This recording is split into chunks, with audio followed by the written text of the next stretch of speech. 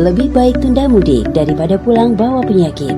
Tradisi kita, mudik alias pulang kampung, kumpul sama sanak saudara. Tapi, mudik akan meningkatkan penularan COVID-19, termasuk ke keluarga di kampung. Kalau kamu sayang keluarga, tahan dulu rindunya. Puasa dan lebaran di perantauan saja. Kamu bisa saja terkena COVID-19 meski tidak ada gejala. Kamu yang sehat juga bisa tertular selama perjalanan. Semangat, kita bisa melewati ini semua. Mudik akan membuat Anda susah menjalankan physical distancing. Sayangi keluarga dan sahabat Anda. Ayo tunda mudik. Mau mudik, Anda harus melakukan isolasi mandiri di kampung. Fasilitas kesehatan di daerah sangat terbatas. Tunda mudik. Mari kita mendukung himbauan pemerintah.